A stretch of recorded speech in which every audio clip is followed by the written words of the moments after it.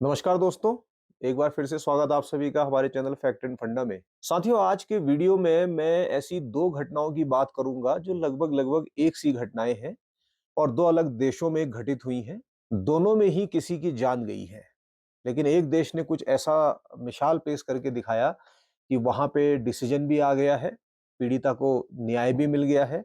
लेकिन दूसरे देश में बहुत धरने प्रदर्शनों के बाद भी, जन दबाव के बाद भी इस तरीके की त्वरित कार्रवाई देखने के लिए अभी तक सरकार की तरफ से नहीं मिली है, जैसा कि उम्मीद की जा सकती। अब ये दो घटनाएं कौन सी है, इनको बारी बारी मैं आपको बताऊंगा फिर, और आप सोचिएगा कि क्यों एक देश आराम से इस मामले का निपटारा करने में सफल होता है, सजा भी देता है दोषियों को, और जो पीड़ित है उसको न्याय भी मिलता है, और क्यों दूसरा देश ऐसा नहीं कर पाता। इसके अपने कारण है, उनके बारे में भी मैं छोटी सी बात जरूर करूंगा कि ऐसा क्यों होता है।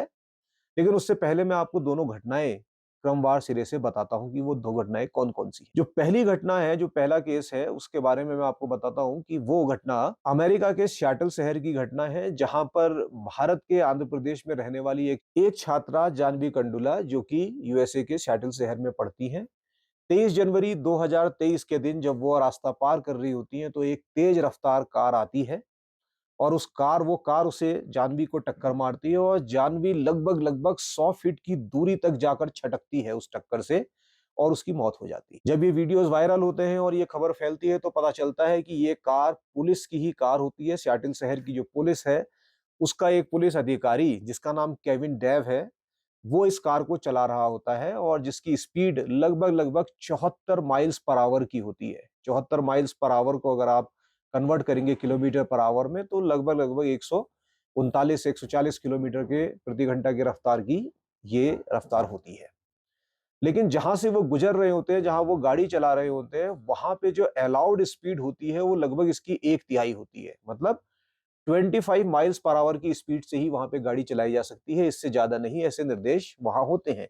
लेकिन ये लगभग उससे 3 गुना ज्यादा की स्पीड से 74 माइल्स प्रति घंटा की रफ्तार से चला रहा होता है। यानी कि अलाउड है लगभग लगभग 40 किलोमीटर प्रति घंटा, और आप चला रहे हैं 120 किलोमीटर प्रति घंटा से, और उस छात्रा की मौत हो जाती है। अब क्या होता है, जैसे ही ये खबर फैलती है, तो इसमें काफी रोष पूरे के पूरे दुनिया में देखने के लिए मिलता है, क्योंकि वो भारत की ही छात्रा जो कि नॉर्थ ईस्टर्न यूनिवर्सिटी में वहां पढ़ती थी। तो इस घटना के बाद मिनिस्ट्री ऑफ एक्सटर्नल अफेयर्स तुरंत इसमें अपना हस्तक्षेप करती है और बॉडी को रिकवर कराने की कोशिश करती हैं, बॉडी रिकवर कराती हैं, घटना का संज्ञान लेती हैं, और भारत की तरफ से इसमें डिप्लोमेटिक प्रेशर भी बनाया जाता है। उस समय जो बाइडेन की सरकार 2023 की, क्योंकि ये घटना है, वहां पे थी, और जो बाइडेन भी इसका संज्ञान लेते हैं, और संज्ञान लेने के बाद वो कहते हैं कि इसमें जरूर हम ट्रांसपेरेंट कार्रवाई करेंगे और दोषियों को इसमें सजा जरूर मिलेगी। ये मामला ऐसा ही चलता रहता है, लेकिन अचानक से ऐसा होता है कि सितंबर 2023, जनवरी में ये एक्सीडेंट होता है, सितंबर 2023 में एक वीडियो रिलीज होता है और वायरल हो जाता है।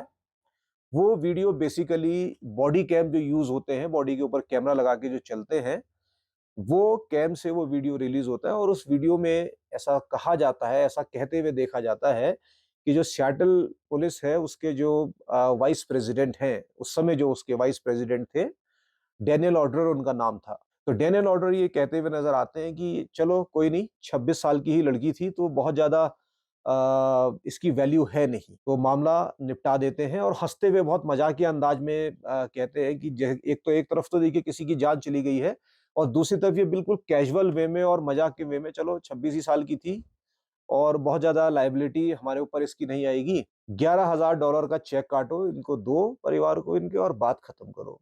$11,000 लगभग लगभग आप देखें 10 लाख रुपए के आसपास बैठता है, 9,90,000 समथिंग इस तरीके से कुछ बैठता है।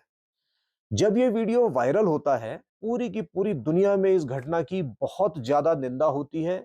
भारत में बहुत ज्यादा रोष इसमें देखा जाता है, और प्रदर्शन भी भारत में इसके लिए किया जाता है कि किस तरीके से ये कार्रवाई की जा रही है, और इस कार्रवाई के बदले में ये ऑफिसर किस तरीके से हंसते हुए नजर आता है। इसके बाद 2024 में इस वीडियो को रिलीज होने के बाद मिनिस्टर ऑफ एक्सटर्नल अफेयर्स की हस्तक्षेप के साथ ही जानवी का परिवार अमेरिका में एक कोर्ट केस फाइल कर देता है कि ये मृत्यु जो है बहुत गलत तरीके से की गई है और इस केस को ढकने की कोशिश की जा रही है। और फिर इस पे देखिए अभी लेटेस्ट में क्या होता है कि अमेरिका की तरफ से, अमेरिकन कोर्ट की तरफ से अमेरिकन जुडिशरी क्या करती है, इसमें डिसीजन देती है। और वो डिसीजन क्या होता है, जहां पे बात आ रही थी, देखिए सबसे पहले तो मैं आपको ये स्पष्ट करना चाहूंगा कि जो चला गया, जिसकी जान चली गई, वो तो चला गया, उससे जुड़े हुए लोग जिंदगी भर उस आदमी के जाने का दुख झेलते हैं। वो दंश हमेशा उन्हें डसता रहता है, वो हमेशा परेशान रहते हैं और इसका कंपनसेशन कभी भी पैसों से तो नहीं किया जा सकता। लेकिन फिर भी जो कोर्ट आदेश देती है वो कंपनसेशन लगभग 29 मिलियन डॉलर्स के आसपास का होता है, यूएस डॉलर के आसपास का होता है, जो भारतीय करेंसी में लगभग 262 करोड़ रुपए के आसपास की रकम बनती है। इतना हैवी कंपनसेशन अमेरिकन गवर्नमेंट इस परिवार को देती है बच्ची की जान के बदले।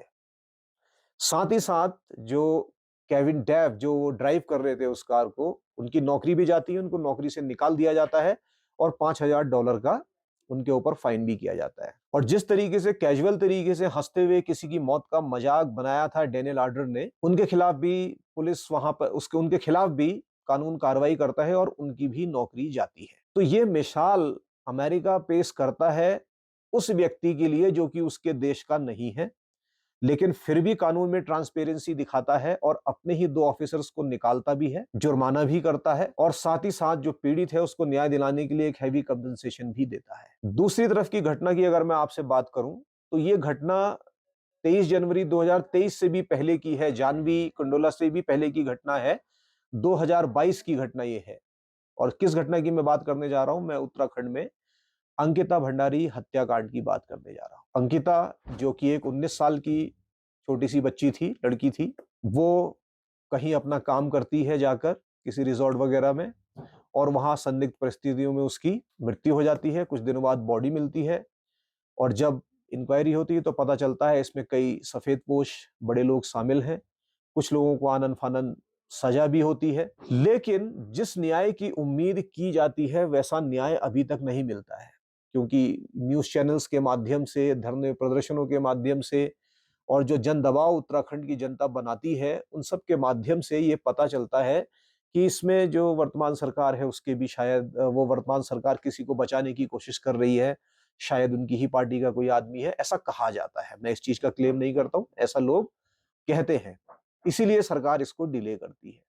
और जब बहुत ज्यादा प्रेशर बनता है तो एक सीबीआई इंक्वायरी की जो है जांच की, सीबीआई जांच की जो है आदेश दे दिया जाता है, लेकिन काफी समय के बाद भी उसमें कुछ प्रोग्रेस ऐसी नजर आती नहीं है। तो ये तो बात है जब मैं भारत के अंदर ही, भारत के ही किसी प्रदेश में रहता हूं और उस प्रदेश में मैं देखता हूं कि एक लड़की को इस तरीके से मौत के घाट उतार दिया जाता है और हर तरीके का संभव प्रयास कातिलों को बचाने का होता है। इसमें हो सकता है कि जो कानून व्यवस्था है वो भी उन्हीं के साथ हो, क्योंकि भारत में तो यही चलता है, जिसकी लाठी उसकी भैंस, क्योंकि वो रसूखदार लोग हैं।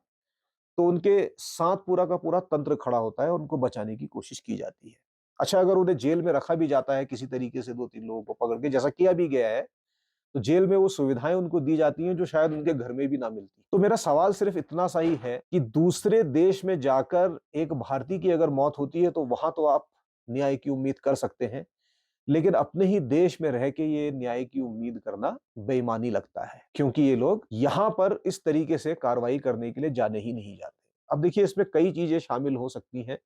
आप ये कह सकते हैं कि जनसंख्या इतनी ज्यादा है, क्रिमिनल केसेस इतने ज्यादा हैं, जो न्यायालय है इनके पास जजों की संख्या कम है। चलिए हम ये भी मानते हैं, ठीक है।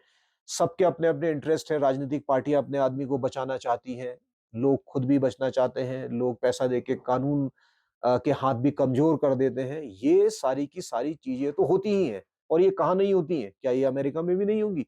बिल्कुल होंगी, ये सब जगह होंगी। लेकिन इन सब के ऊपर जो बात आती है वो आती है शीर्ष नेतृत्व की, और उसके मन में ये भाव होना चाहिए कि हमने न्याय दिलाना है। अगर न्याय दिलाने का भाव आपके मन में होगा, तब शायद आप इस तरीके का मिसाल जैसा कि अमेरिका ने पेश किया है वो कर पाएंगे। वरना ऐसे कितनी ही अंकिता भंडारी रहेंगी और कितने ही लोग रहेंगे जो मारे जाएंगे, और कुछ समय तक जरूर इसका हल्ला गुल्ला होगा, शोरगुल होगा, लोग कोशिश भी करेंगे, लेकिन एक समय बाद क्या होगा कि सब लोग चुपचाप बैठ जाएंगे और जो आरोपी हैं वो शायद कुछ बरी भी हो जाएंगे। ऐसा ही होता है, ऐसा ही होता आया है और शायद आगे भी ऐसा होता रहेगा। तो ये 2 घटनाएँ मैंने आपको बताई, आप खुद सोचिएगा कि क्या उस तरीके की व्यवस्था भारत के अंदर हम नहीं बना सकते हैं? बना सकते हैं, मंशा होनी चाहिए। अपने जवाब कमेंट बॉक्स में ज़रूर दीजिएगा कि आप इन 2 घटनाओं को किस तरीके से देखते हैं और आप क्या चेंजेस भारत की कानून व्यवस्था में चाहते हैं, यहाँ के लोगों के माइंडसेट में चाहते हैं और यहाँ के पॉलिटिशियंस के माइंडसेट में चाहते हैं। आज के वीडियो में इतना ही। मैं आपको मिलूँगा अपने अगले वीडियो में।